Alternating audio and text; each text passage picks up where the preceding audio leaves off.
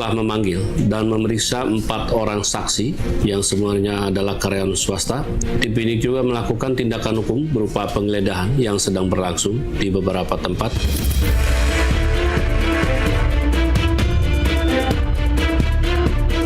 Menurut saya, ini belum cukup untuk dilakukan penahanan. Di Gedung Bundar tidak pernah seperti ini. Semua alat bukti harus dikonfirmasi dan diperdalam dulu. Tetapi ini sudah menjadi keputusan pimpinan. Saya siap menghadapinya, ya. Dan saya merasa memang ini kriminalisasi.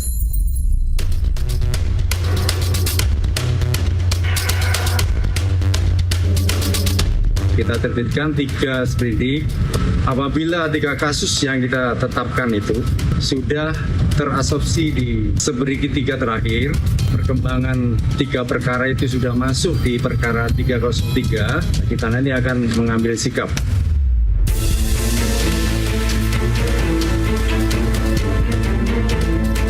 Tim advokat mengajukan 2 permohonan pra-peradilan. Permohonan pertama terkait dengan upaya paksa yang dilakukan oleh Kejaksaan Agung dalam penetapan status tersangka dugaan tindak pidana pencucian uang dan upaya paksa penahanan. Kedua terkait dengan upaya paksa status penetapan tersangka dalam dugaan tindak pidana korupsi dan pencucian uang, serta penggeledahan dan penyitaan sebagai upaya paksa yang dilakukan Polda Metro Jaya.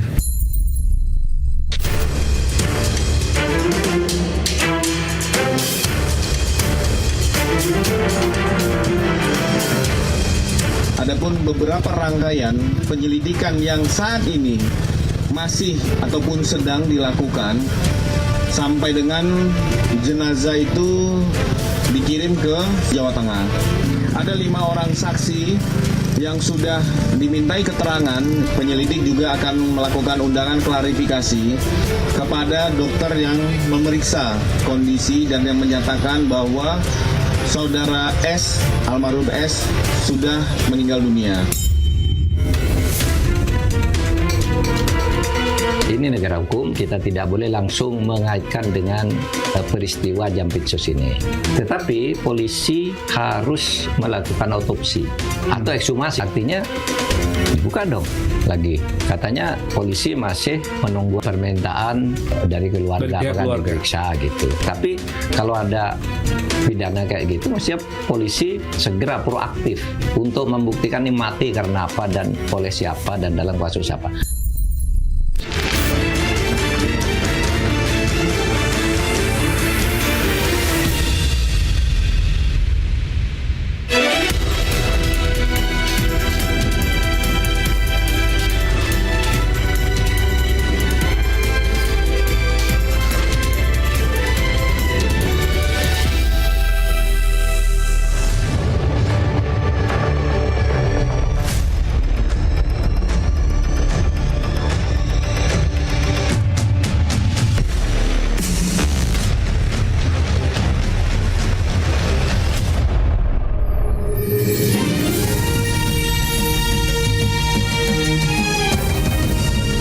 Disiarkan langsung dari studio MNC Conference Hall Ainus Tower, Jakarta. Inilah Rakyat Bersuara bersama Aiman Wicaksono.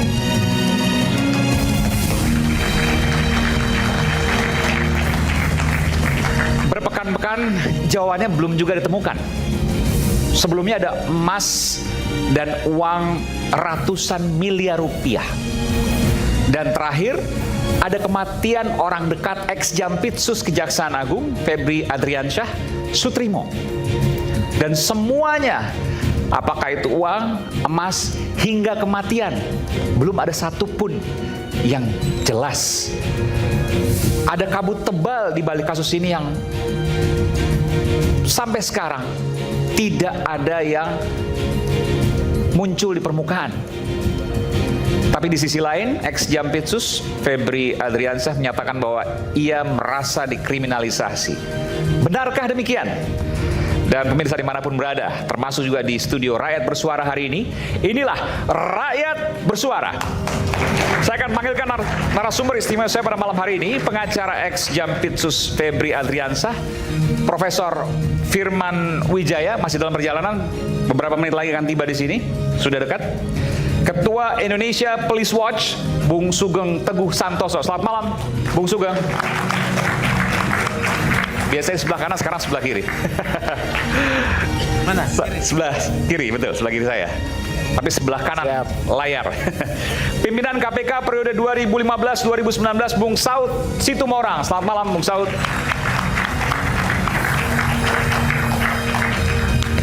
Luar biasa. Pak Dr. Saud, beberapa bulan lalu baru mendapatkan gelar doktor. Silakan, betul. Kemudian penyidik KPK periode 2013-2021, Bung Yudi Purnomo. Bung Yudi, mantan. Kita kongsi, Pak. Kita kongsi, sama-sama di KPK. Sedo boxing. Direktur Eksekutif Foxpol Center, Bung Pangi Syarwi Caniago. Ini baru saja beberapa hari mendapatkan gelar doktor juga dari Universitas Erlangga. Doktor politik di bidang apa, Bung Pangi? Bung Ipang.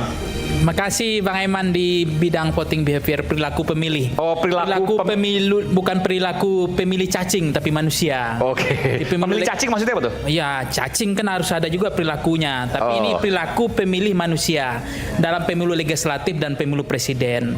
Split ticket voting. Oke, jadi pemilih mengambang dan seterusnya ya? Ya, seterusnya. Oke. Tapi masih penting ilmu itu ya? Hah? Masih penting. Lebih penting mana itu atau bansos? Gimana?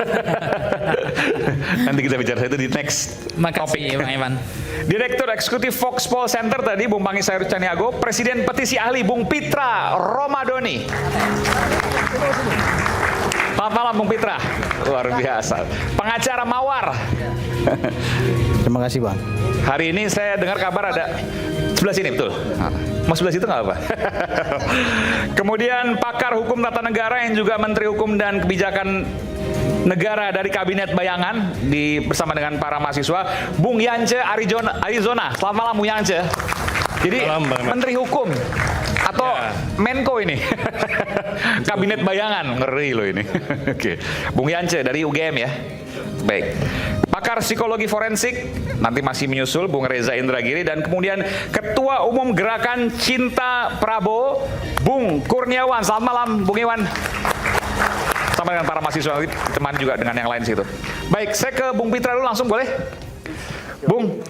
Emang mau yang gas-gas ya? Iya. Bukan, saya mendengar begini. Segera setelah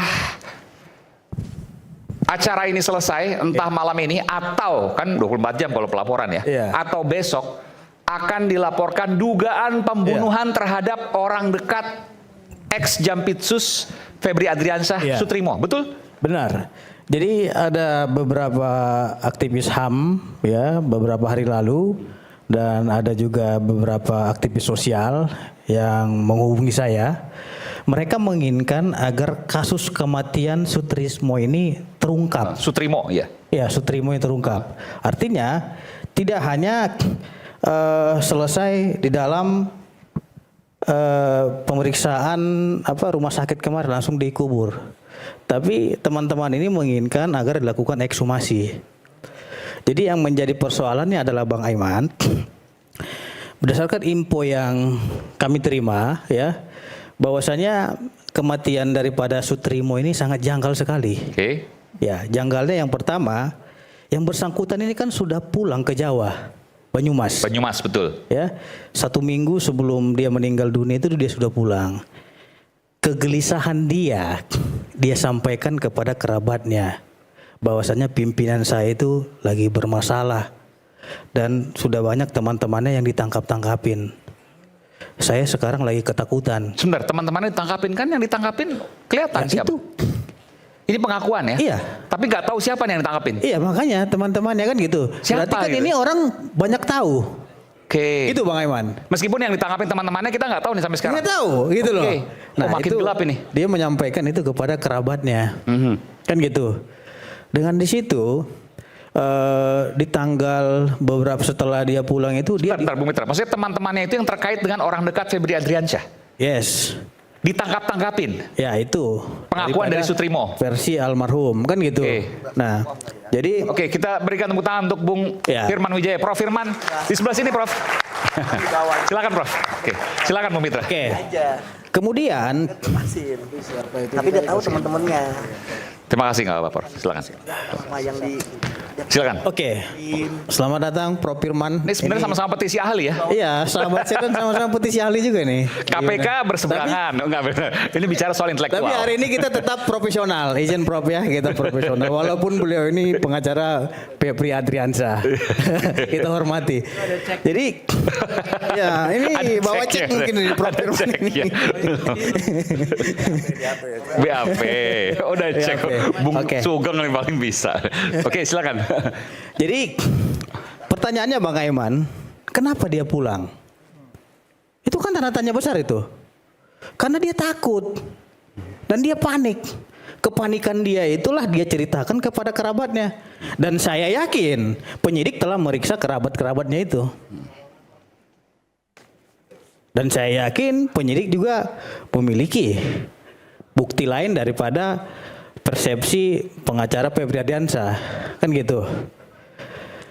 Kemudian Bang Aiman, kejanggalannya itu terkait dengan kepulangan beliau. Itu perlu kita tanya, kenapa dia pulang? Dan dia pulang itu setelah dilakukan penggeledahan loh. Ya. Jadi setelah dia pulang, ada orang yang menghubungi yang bersangkutan ini. Diberikanlah uang 5 juta. Setelah Agar dia pulang balik. di Banyumas berarti ya? Iya, suruh balik. Oke. Suruh balik ke Jakarta. Ke Jakarta. Dikasih 5 juta ongkos. Iya. Jadi karena dia memang sebagai karumga ya dia memiliki kewajiban juga sebagai kepala rumah tangga yang bersangkutan, dia balik nih. Pertanyaannya, ketika dia balik itu siapa yang menemani dia di dalam mobil? Satu itu. Oke. Terus yang kedua, apa saja yang dia minum dan konsumsi selama dalam perjalanan? Berapa lama setelah sampai Jakarta dia meninggal? Ya kita bisa hitung aja dari Banyumas ke Jakarta berapa jam? Sekitar mungkin 7 jam, 8 jam. Oke, 7 jam. Kemudian di tanggal 23 jam 8 pagi di depan bangunan kosong tersebut dia sudah tergeletak di situ. Di Jakarta ini ya? Iya. Jakarta, oke. Yang klinik Morden. Diduga di itu. Jakarta. Klinik Morden itu Karena kan, meninggalnya di mana kan nggak tahu nih. iya, klinik Morden ini kan sudah 1 tahun udah tutup. Klinik modern. Morden ya. Oke. Ini klinik Jadi, kecantikan iya. kalau nggak salah. Iya itu udah 1 tahun udah nggak tutup. Jadi Oke. pengakuan daripada saksi yang ada sekitar situ, mereka mengatakan walaupun itu kosong tapi ada yang menjaga. Aneh juga. Ini bangunan kosong tapi ada yang menjaga gitu Punya loh. siapa nggak tahu sampai sekarang. Nah, ketika orang yang saksi itu pernah di situ selalu diusir Oke. dari sekitar wilayah itu. Saya sering diusir di situ gitu. Itu sudah diperiksa oleh penyidik saya kira. Kan begitu. Kemudian saksi mata yang melihat di situ, mereka melihat di depan itu dia mengeluarkan busa dari mulutnya. Oke, betul. Aneh juga gitu. Padahal riwayat penyakitnya tidak ada. Berarti ada sesuatu yang masalah di sini. Nah, dari segi kriminologi muncul pertanyaan kita dan tanda tanya, ya. Dari awal dia tidak punya riwayat penyakit. Tiba-tiba keluar dari mulutnya busa. Yang kedua, setelah dia pulang ke Banyumas, tiba-tiba disuruh balik lagi. Terus yang ketiga, yang mengantar dia ini juga harus didalami. Itu saya dapat suratnya, saya tentu butuh konfirmasi ya. Ada nama Febrio, salah seorang Nah, jaksa. oke. Itu nanti saya bahas ke sana. Itu belum ke sana. Kemudian itu adalah Kemudian ajudannya atau ADC-nya dari Pak Ya. Febri Adriansyah. Kemudian Bang Aiman, setelah kejadian itu ada sekitar 4 orang nih. Ya, sekitar 4 orang membawa almarhum ini ke Rumah Sakit Muhammadiyah Taman Puring. Yes. Dan di sana itu dicek ternyata sudah nggak bernapas lagi, nggak bernyawa, udah meninggal dunia, udah mati gitu loh. Nah, setelah udah mati dikatakan meninggal dunia, penyidik melakukan penyelidikan dong, ya kan, terkait dengan peristiwa ini. Tapi yang menjadi persoalan Bang Aiman, ada penolakan dari salah satu orang yang 4 orang itu, dia mengaku saudaranya yang meninggal ini. Penolak, maksudnya gimana nih? Dia menolak untuk dilakukan otopsi. Karena kan otopsi itu kan untuk mau dilakukan dulu. otopsi, Yes. tapi salah satu dari 4 orang ini mengaku saudaranya, Ya. familinya, dan menolak dilakukan otopsi. Ya, itu. Sih. Oke. Padahal kita nggak tahu nih apakah salah satu ini betul familinya atau tidak. Belum tahu. Oke. Gitu kan? Ini misterinya luar biasa. Ya, dan saya menduga inisialnya FA tadi. Yang mengaku saudaranya, kan gitu. Eva itu yang saya sebutkan tadi, F. Febrio. Ya, saya nggak mau nyebut nama di sini, ADC tapi dari Febri saya hanya menyebut Adriansyah. inisial, kan gitu. Nah, kemudian mereka buru-buru nih bawa jenazah langsung ke kampung halamannya. Langsung dikebumikan. Dan di rumah sakit, ternyata itu dimandikan juga di rumah sakit infonya. Keluarganya nggak. Iya, tiba-tiba keluarga juga nggak bisa lihat muka, cuma mukanya aja bisa lihat. Kalau dulu kita ingat Sambo kan keluarganya melawan. Ini nggak ada perlawanan sama sekali. Melihat ada jenazah meninggal misterius tanpa otopsi dikuburkan langsung. Bang Aiman, saya kira dan saya yakin penyidik sudah menemui keluarganya. Dan saya yakin keluarganya pasti ketakutan saat ini. Melihat Sutrimo yang meninggal mengenaskan. Dan tanda tanya besar juga di keluarga. Apalagi mereka ini orang tidak berada. Ya, Sutrimo hanya kepala rumah tangga. Mohon maaf, bahasa kasarnya hanya pembantu gitu loh. Sopir atau tukang kebun lah gitu ya. Iya, terlepaslah tukang kebun itu. Kenapa saya bilang mereka sedang ketakutan? Karena ketika ingin diungkap kasus kematian ini, ya, dari pihak keluarga tidak mau ada yang bikin laporan polisi. Dan paling parahnya Bang Aiman, berdasarkan info intelijen, CCTV tersebut terlihat ada orang yang lalu lalang di situ. Setelah sebelum dan setelah ini mati. Di mana lokasinya? TKP. Di TKP, oke. TKP-nya di mana itu? Di klinik itu? Iya. Diduga di klinik itu TKP-nya? Jadi ada orang yang lalu lalang. Oke. Ya. Ini masih informasi.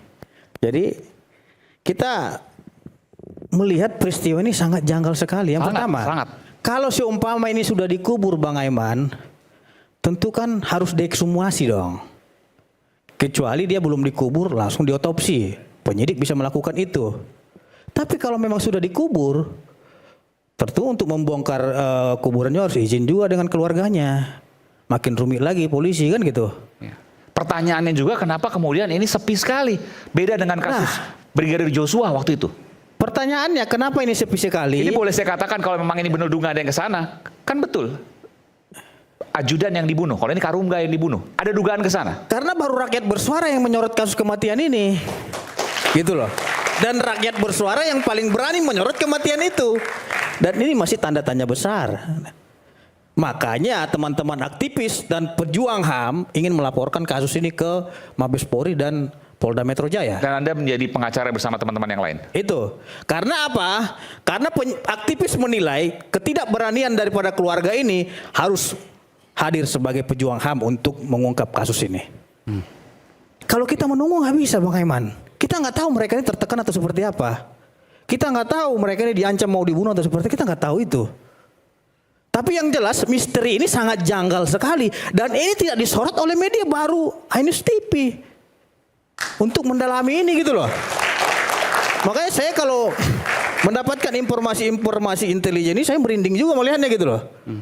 Dari peristiwa-peristiwanya, runtutannya juga ngeri. Kalau penyidik terlalu maju untuk melakukan contohnya bongkar ini, nanti dikira wah ini jangan-jangan karena benci nih sama ini. Tanggapannya polisi kayaknya polisi versus jaksa gitu. Jangan, no. Jadi kita menginginkan keluarga korban ini untuk segera membuat laporan polisi. Atau setidaknya kalau saya sebagai jaksa agung ya, saya akan buat laporan polisi untuk mengungkap tabir ini. Karena terkait dengan institusi juga. Sebentar, gitu. saya simpulkan sedikit ya. Iya. Dari tadi apa yang disampaikan, ini dugaan semua. Iya. Masih dugaan, tapi kemudian perlu untuk kemudian didalami. Jadi Sutrimo pada saat penangkapan, pada saat penggeledahan ya, sebelum penangkapan dari ex Jampitsus Febri Adriansyah ya. Pada saat penggeledahan, ia tidak lama kemudian kabur ke Banyumas rumahnya, pulang. Beberapa hari di sana, lalu kemudian ia diajak oleh seseorang yang sampai sekarang masih misterius. Bisa mungkin pelayarnya bisa di itu Bang Aiman, saya udah kirim itu ada yang skemanya. Boleh tampilkan nanti ya. Bisa ditampilkan ya gitu. Ya, jadi kemudian dia balik ke Jakarta ditemani oleh orang misterius, diberikan uang 5 juta dan sesampainya di Jakarta tidak tahu berapa lama, apakah hitungan jam ataukah langsung ia meninggal. Ya, pertanyaannya Bang Aiman, yang 4 orang ini kemana pada waktu ia meninggal? Kenapa di awal bawa, tapi tiba-tiba di sini orang melihat sudah tergeletak sendiri gitu? Oke, kita bongkar ini nanti. Saya akan juga nanti konfirmasi ke Bung Prof. Firman Wijaya. Ini sahabat saya keluarnya. Selepas jeda kita akan kembali, kita akan bongkar ini.